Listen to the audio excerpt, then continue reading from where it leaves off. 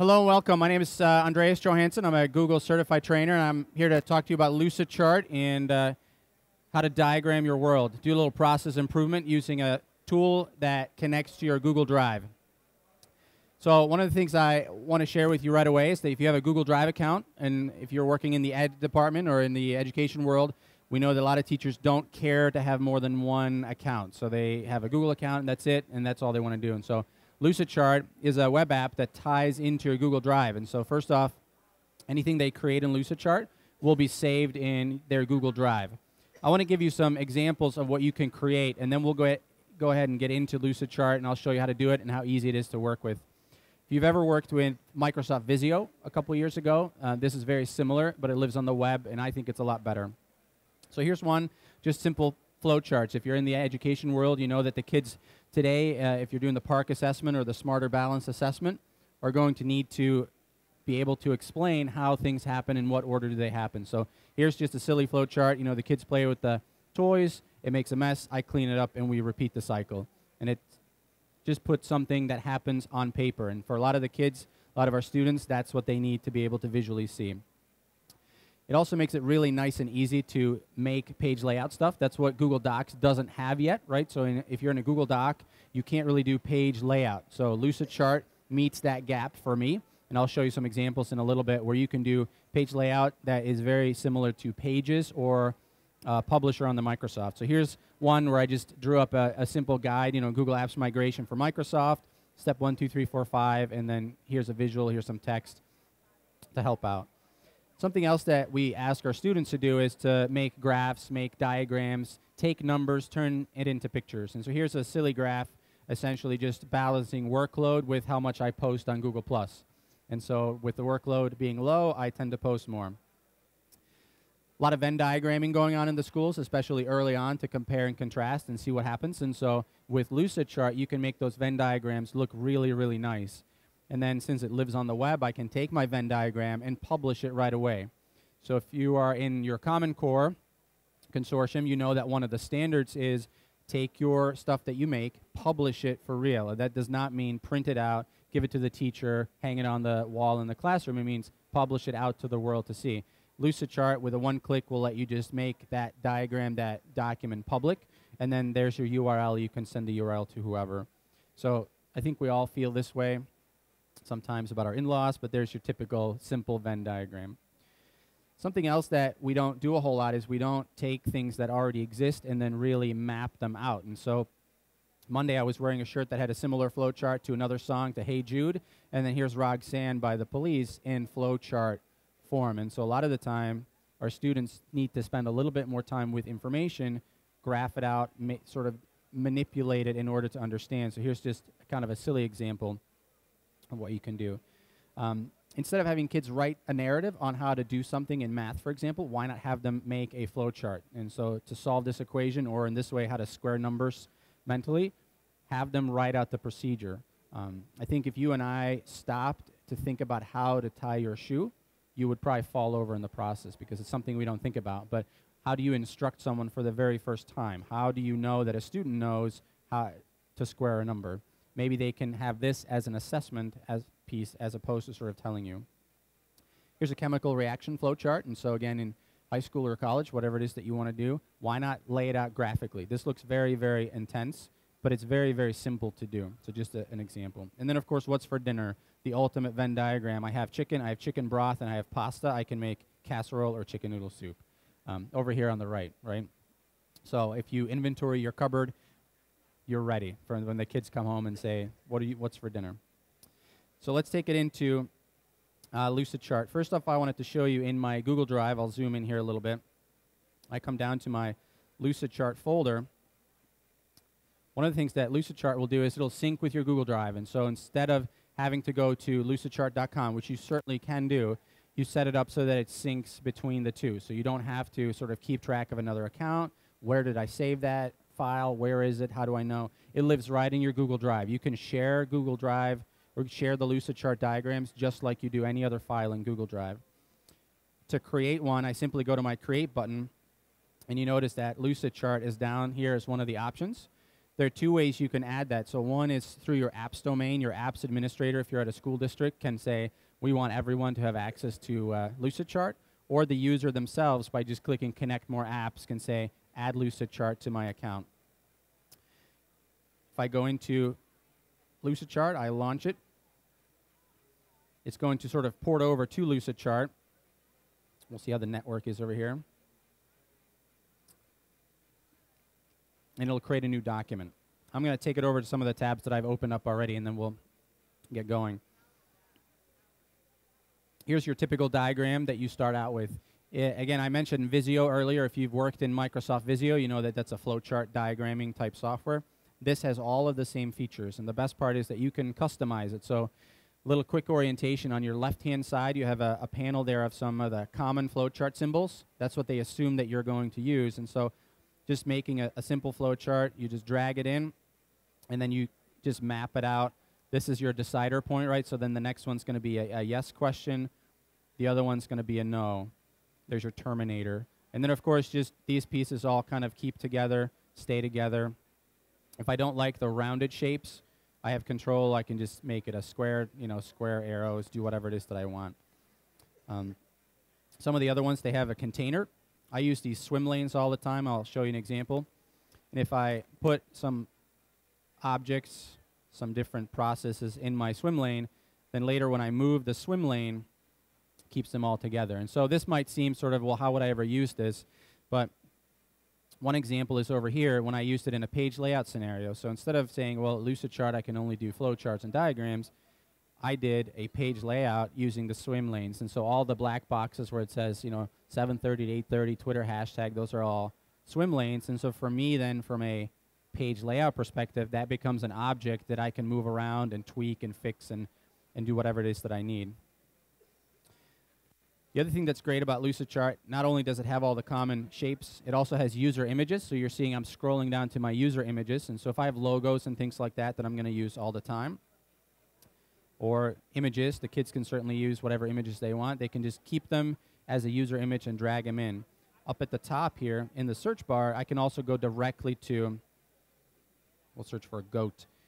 We can go directly to Google Images. And if I find something in Google Images, I simply drag it in, and I can use that image in my diagram. So it's very quick to build something out. And if you think of something very simple for the kids, maybe in first or second grade, why not diagram how do we make a peanut butter and jelly sandwich?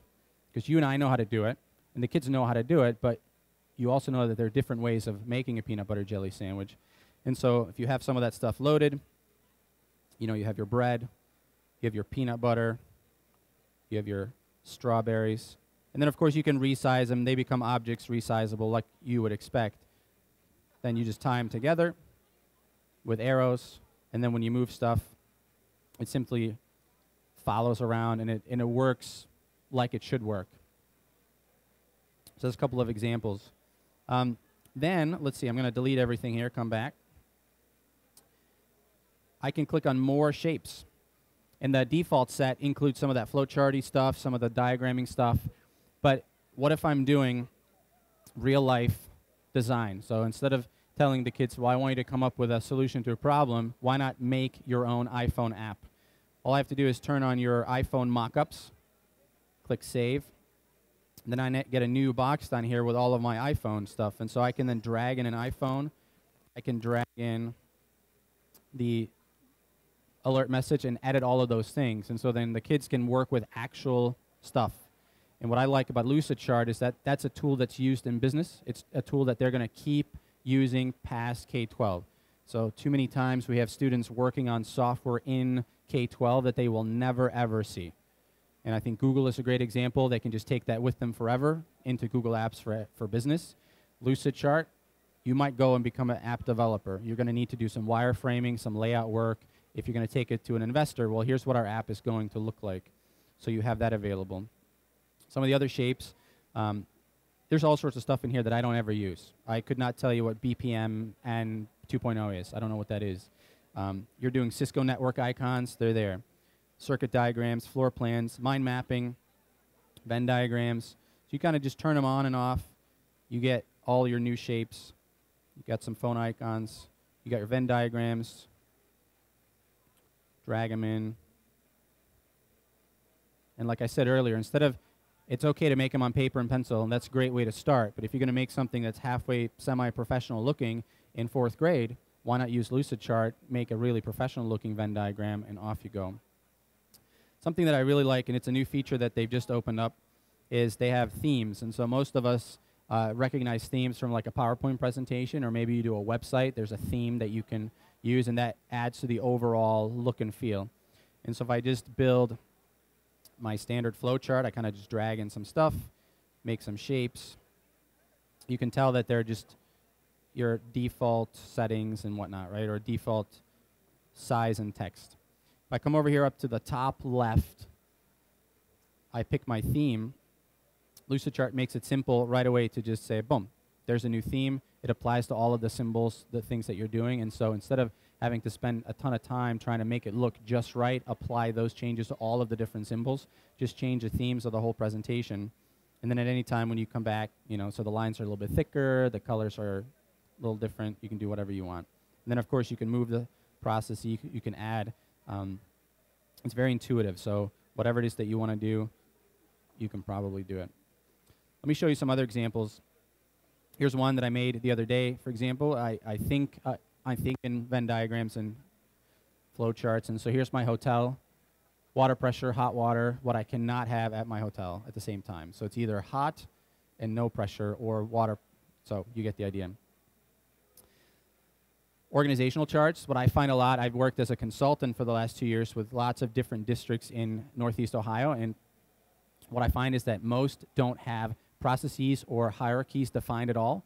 So there's a lot of people within a K-12 system that's working, and they don't know who's in charge of them, or they don't know who's evaluating them, or in an office, no one's really sure who is doing what.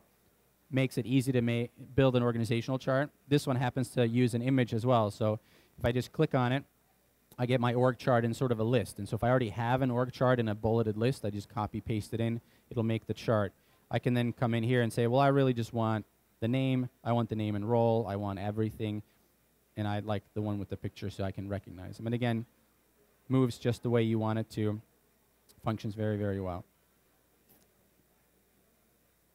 And let me scroll over here. Here's one that's going to make you think I'm a complete lunatic. But what I do at home, I think a lot about stuff that I use on a daily basis, and one of the things that I like to think about is my watch. Time is very important for me, and so I do a lot of research before buying a new watch. And what I found is that I haven't found the watch that has everything that I want in the order that I want it. So here I'm designing what I call my Timex Office Pro watch, and I'm laying it out. And so here are all the functions, how I want it to work. And so it starts with the time, and then if I hit the mode button, right, if I zoom in, then it's going to come to the chronograph, then to the timer, to the alarm, and I can cycle through. And it looks halfway crazy. There's the watch face, right? So here are what the buttons are going to do. Here's what some of the watch face is going to look like. Now, this is just a dream of mine, but my plan is to take this diagram, send it to Timex, send it to Casio, and say, here's what I want. Here's what one of your users actually want. And it can't be that hard. They're digital watches. Just program it. Get on it. Why don't we have our students do this as well? Solve a problem. Why don't you design something rather than sort of rehash, when was the War of 1812? Why don't you design a new battle plan? Why don't you lay out a city? Why don't you design a new educational center? Floor plans, whatever you can diagram and do, Lucidchart can do it for you. Here's another flow chart that I made. And again, this is very simple. It looks kind of confusing. Again, if I come over to my theme and say, well, I really like the green, look at how the whole flow chart just changes over right away. If you're ever using, does anyone use WordPress websites? All right, so how comfortable are you with custom menus in WordPress? A little bit, right? They can be tricky at first. So I created this one for my users. I said, here's what you do. Here's how you do a custom menu in WordPress. Flowchart works beautifully. Are you going to do this? No, then move on. This? No, then move on, and just follow the line. I think a lot of people are turned off to flowcharts when they see them because they don't take the time to read them. But we've all seen funny flowcharts online, and so why not? I'll give you an example. I made a flowchart. We'll try to find it here and open it up. That I should have opened it up already. Just give me 1 minute. Here we go. So at my office, we had a coffee machine, right? and everyone loves free coffee. No one likes to make more coffee. So everyone loves to take that last cup, and everyone's kind of crude and not awesome because they just leave it empty. And then what happened a lot of the time is that we had one of those dual carafe things, right? And then people forgot to turn the right one on or off, even though there's no coffee. So 4 times I think I've rescued us from burning down to the ground. So I thought this requires a flow chart. So me and my nerdy self created this one. So the coffee machine. Do you want a cup of coffee? Yes. Pour yourself a cup. Is there enough coffee for one more? No. Then make another cup. And so it's silly, right? But why not improve your process a little bit?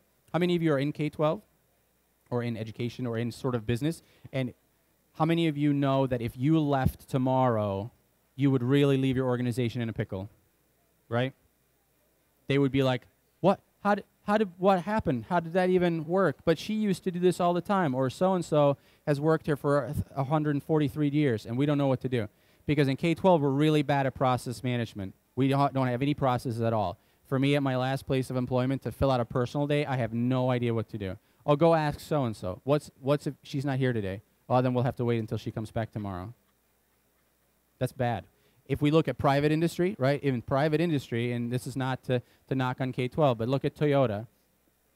Toyota could literally replace the person at any place and just say, here's what you're going to do, because they have it all mapped out. You're going to take this part, put it here, do this, attach that, boom, go. They can also then improve that, right? Without a process, you can't really improve it. How many of you hate standardized testing? No, everyone's like, yeah. Here's the truth. If you don't standardize it, you can't improve it. Have you ever thought about that? If there's no standard or no process for something, there's no way for you to improve it because you don't know. You wouldn't know if you improved it or not, right? There's nothing that you can measure. There's no quantitative measurement. So did this help? I can tell you we didn't have any more coffee fires after this process sheet went out to people. A lot of people said, you spend too much time on flowcharts. I said, I agree. I do. But I also don't want to burn to the ground. So thank you. All right, so timings, I showed you that one. There's back to the layout stuff. I want to stress this point. I love Google Docs. I use it. I'm a Google trainer. I use it for 95% of the stuff that I do in my daily life. Here's what it doesn't do. It doesn't do page layout, right? So if I wanted to do this in Google Docs, impossible. Lucidchart bridges that gap. Lucidchart lives in my Google Drive, so I don't have to go to a separate application. Lives on the web. Something that I struggle now with is that if I work on Keynote, for example, that's what I used in the beginning there, Keynote lives only on here because it's Apple and it's great, but I have to be on this laptop. My workflow coming home is that my laptop stays in the bag, right? And then I just work on my home machine.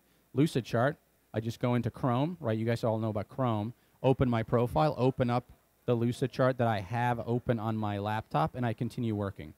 And then it's backed up, it's saved, it's ready to go. I can collaborate in Lucidchart. I can bring other people in, just like a Google Doc. We're not quite up, or they are not quite up to 100 people per document, but has anyone ever done that? You've brought in like over 100 people in a Google document? It's kind of a mess. And so I would not share a diagram with more than 2 or 3 people either. But it's totally collaboratable. You're able to collaborate, right? No problem. Yeah. Is that a good word? Bad word? I can say whatever I want. Eventually, it'll make itself into the dictionary. Notice at the top, so here's another feature. See at the tabs up top? So you all know about tab browsing. So I think, right? Yes. There used to be a time there where people were like, I don't know what you're talking about. My Internet Explorer just opens up multiple windows. So just like I have tabs up in Chrome, I have tabs in my Google Drive or my Lucidchart. So here's page 1, page 2, page 3, page 4. Right? So I have 4 pages. That's one document. And to get it out, right, so I essentially have a 2 pages double-sided, right, because we're all teachers. We're thinking, how does this look like when I put it on a copy machine? 2 pages double-sided. If I want to, I can come into Download As, and I'll zoom in here and check out my options. I have PDF, which we all know and love, right? So PDF's going to look exactly like my document. Boom. Get it out. Great for printing. I can also get it down as a PNG, and PNG is the file format that I like for images. They're usually scalable really well, and they tend to be transparent. PNG with transparent, JPEG, and then Visio. So if you're going to port over to Visio, that's okay. You can get the whole document or just the current page or just part of a current page as well. But let me download this one as a PDF. You'll see what it looks like. Your file gets generated, and then we'll see the internet cooperates and downloads. what I do a lot of the time, if I need to develop a graphic, I'll make it in Lucidchart, download it as a PNG with a transparent background, and then drop it into my presentation, and it looks awesome. So I make my own graphics. Here's my handout as a PDF, and you can tell what it looks like. So it'll come down as an actual 4-page PDF, and then we can zoom in. You can tell, I guess, from the screen size or get an idea that it's full resolution, so you don't have to worry about print screening and things like that. Something else about Lucidchart, so if you are back, let's see, back in your Lucidchart documents, and you can get there at any time by sort of clicking, here's a new one that we started up. If you click on this symbol over here, you can come back to your documents, and then that's what the documents would look like in your Lucidchart. So if you just go to lucidchart.com, this is what the documents look like here.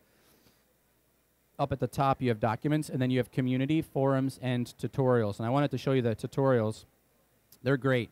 Anyone who's sort of new to Lucidchart and want to learn all of it, they've put it all on one page, which I like, because I don't like to click around and click and click and click and click. I can just hit one of these links, but it's all on one page. So here's how to make a new document. Here's how to get familiar with the editor. There are videos, everything. Lucidchart is a small company. They're out of Utah. They're very friendly. So I was just on a Google Hangout with Brad this morning trying to come up with some other things, and they're open to feedback. And I'm going to share it. He didn't tell me I couldn't, so they're also coming out with a product called Lucid Press, which is a dedicated page layout program that works just like this, takes all of these features. You saw me do some page layout work. When I showed that to them, they're like, wow, we hadn't even thought of doing that in Lucidchart, but we're also doing this Lucid Press. So there's some limitations, like my text size can only be 72 points, you know, and for me, I'm like, I want to blow it up. But that's coming. So the tutorials are really good. If I come into my community, see if that loads up. There are lots of templates that are already made. So people out there make templates, submit it to the template gallery, and then off you go. And so here are some of the featured examples. You can see the iPad template. You can start working off of that. And then you can scroll down. So if you're in education, come down to your educational templates. And then you have some stuff that's already created. So this one is an essay sequence plan. You can then use it as a template or just open the example itself. So again, a lot of the things that we do with our students, we ask them to write it out, things like that, but a lot of us are visual learners. Well, a flowchart is visual, so why not have them structure and manage their essay in a visual representative way? So we'll come back to, you can also make stuff interactive. So here's a map of the US. You can obviously grab in images that are non-Lucidchart related. And you can essentially here click on the state. It'll open up some stuff. You can add hotspots. You can add information. So you can really create and build whatever it is that you want. And then remember, here's a good example of something that's available online. So I can send this PDF to you or send the link to you. You'll have it, and that's a great way to present. Especially for a student who's building a portfolio. I've made a Lucidchart diagram. Submit that URL somewhere to your portfolio, and then off you go. So again, start by creating it from your Google Drive. Lives in your Google Drive. You don't have to lose them. You can search for them. You can find them. You can share just like you do any other diagram. And then once you open it up, you have full control. Let me show you a few more features. What I really like is when I build a diagram and I want it to be just so, I'm going to connect these things here. To zoom in, very simple. How many of you use keyboard shortcuts? Some of us, right? I think it depends on what you do, right? So if you do something all the time, just make a keyboard shortcut or learn that keyboard shortcut. I could always go to the view menu, zoom in and out, but for me it's easier to use my control key and then up and down arrows. So kind of just zoom in and I can get all the way in wherever I want to. Lucidchart uses a grid. And so if I use my mouse, and you can kind of see the grid in the background there, it's very simple for me to just get the objects to click to the grid. Does that make sense? I can make that grid smaller or larger depending on what I want to do. Sometimes I want it to be exactly the way I want, and so I switch over to my arrow keys. And so instead of grabbing it with a mouse, I just move it with my arrow keys. So I want that to be straight or slightly offset. And then you might know that if you hold on your shift key, a lot of the time the shift key will modify what it is that you're doing. So in this case, I'm moving a half of a grid. So like 2 clicks is 1 grid worth. And then I can move it up and down. If I hold down my shift key, I can now move this object pixel by pixel. And so when you're working on something very, very specific and you want it to be just so, holding down your shift key, you can move it. And then, of course, if you grab it with the mouse, it's going to snap back to the grid from earlier. I see a lot of people in K-12 especially, they try to do organizational charts or flow charts in PowerPoint, and it does not work very well, right? They make it on one slide because it just doesn't work. So I think Lucidchart is much, much, much better. On the lines here, if I want to add text, I just double click, you know, and then finally, and so on and so forth. Have you ever used Twitter, for example, with your students to write narratives? So instead of having them write a big essay, you know, write just 140 characters at a time, why not do the same thing with a flowchart? So create your story in flowchart form. Outline a book using a flowchart. Here's what happens, here's next, here's next, here's next. Write the hierarchy, who's in charge, what are the relationships. You know, if you do a traditional map of relationships from a novel, just do it here. It's easy. You can have the kids collaborate, and you don't have to be at the same computer at the same time. So when Johnny's at home or Susie's on vacation in Mexico or wherever it might be, you can still work together at the same time. You can work asynchronously. So I can come in, do my thing, you can come in, do your thing, and then at the end, at the deadline, we're all done. We worked in the same document. And again, don't forget the formatting or the themes here. So notice here that it switched from my round arrows over to sort of more squarish arrows. You have full control over in the control panel here. So you can change the graphics, you can change the dimensions, you can change indentations, the text. You can get a document that's any size. So the default is 8.5 by 11, right? Because that's typically what we would tend to print. If I just need a space to create, like my Timex Office Pro, that's like a 40 by 40 inch document. But if we're publishing it online, it doesn't really matter, right?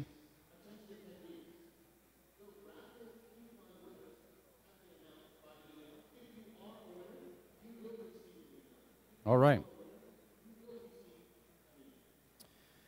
You also have some history, right? So just like you have revision history in Google Docs, you have some revision history here. So if you have multiple people working on a document, no problem. You can figure out what to do. Fonts. Does anyone remember back in the day when we had Google Docs and we had like 6 fonts or something to choose from, and it was all Courier New, Helvetica, and something else that I don't ever want to use?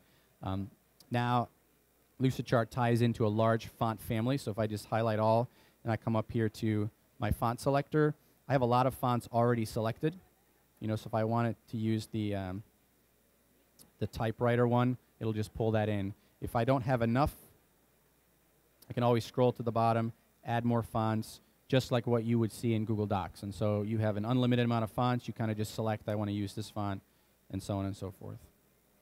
So Lucidchart, it's free for K-12. So if you're in K-12, you have a K-12 account, you get the pro version. So I would just get on that. And if you are in the private world, they do have sort of the basic, and then they have the pro version. And the basic is limited to 65 objects. So one of that little, you know, the square there that's one object. The arrow is one object. So you kind of tap up pretty quickly. But the K-12 version, you have the unlimited pro account. You can do whatever you want. You have storage itself within Lucidchart. It's around 20 or 30 gigabytes for documents. But again, if they tie into your Google Drive, you're set. You already know that we have 30 gigs of shared storage in Google Drive if you're on a Google Apps for Education. So try it out. Again, to enable it, back in your Google Drive, 2 ways. Either by clicking Connect More Apps, the user can do it themselves, or if you're on an apps domain, you can enable it at the apps domain and say, I want this app to be pre-populated for everyone in my domain, and then off you go. So a new way of looking at sort of doing stuff online solves some of those problems that I can't do in Google Docs just yet. And I think it's a new way, and it's a super tool for students to use, or for you, or so off you go. Hope you enjoyed it. Questions?